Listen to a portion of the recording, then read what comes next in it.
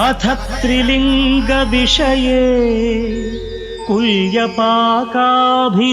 स्थले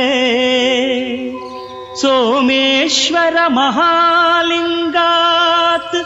प्रादुरासीत् सरेणुकः.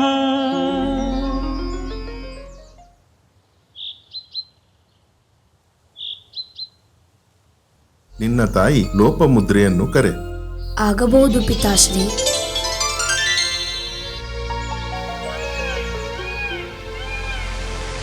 ಸುಂದರವಾದ ಮನೆಯಾಚನೆ.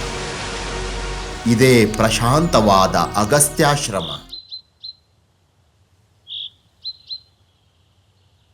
ಗುರುದೇವ, ಶಿವಜೀವರ ಭೇದದ ಬಗ್ಗೆ ತಿಳಿಸಿ ಹೇಳೋಣವಾಗಲಿ. ತತ್ವಜ್ಞಾನಿಯಾದ ಋಷ್ಯೇಶ್ವರ ಕೇಳಿ. ಏಕ ಏವ ಶಿವಃ ಸಾಕ್ಷಾತ್ ಚಿದಾನಂದಮಯೋ ವಿಭುಃ ನಿರ್ವಿಕಾರೋ ನಿರಾಕಾರೋ ನಿರ್ಗುಣೋ ನಿಷ್ಪ್ರಪಂಚಕಃ.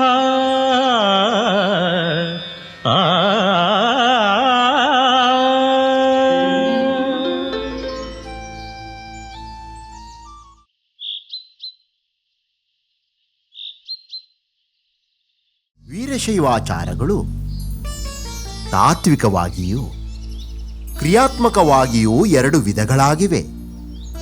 ಗುರು, ಲಿಂಗ, ಜಂಗಮರ ಪೂಜೆ, ವಿಭೂತಿ ರುದ್ರಾಕ್ಷಗಳ ಧಾರಣ, ಪಂಚಾಕ್ಷರಿ ಮಹಾಮಂತ್ರದ ಜಪ, ತೀರ್ಥ ಪ್ರಸಾದಗಳ ಸೇವನೆ ಇವು ಕ್ರಿಯಾಚಾರಗಳು. ಚಂದ್ರಕಾಂತೆ ಯಥಾ ತೋಯಂ ಸೂರ್ಯಕಾಂತೆ ಯಥಾ ನಲಃ ಬೀಜೇ ಯಥಾಂಕುರಃ ಸಿದ್ಧಃ ತಥಾತ್ಮನಿ ಶಿವಸ್ಥಿತಃ.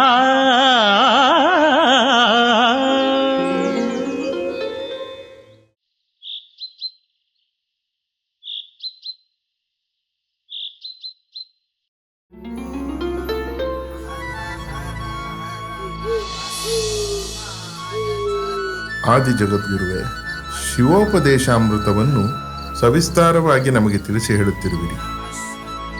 ಇದರಿಂದ ನಮ್ಮ ಜ್ಞಾನಾರ್ಜನೆಗೆ ಒಂದು ರೀತಿಯ ವಿಸ್ತೃತ ಆಯಾಮ ದೊರೆತಂತಾಗುತ್ತದೆ.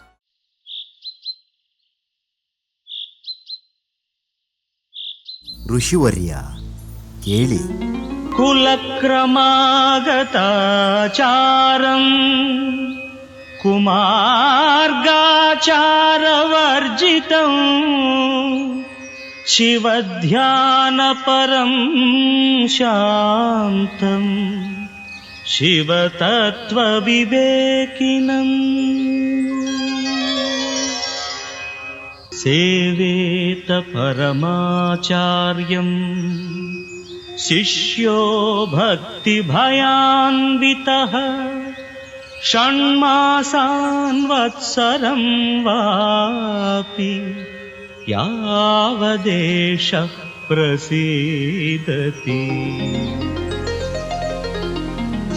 ಶ್ರೀ ಗುರು ಕುಲಕ್ರಮವಿಡಿದು ಬಂದ ಆಚಾರ ಧರ್ಮವುಳ್ಳವನು ದುರಾಚಾರ ದೂರನೂ ಆಗಿರಬೇಕು.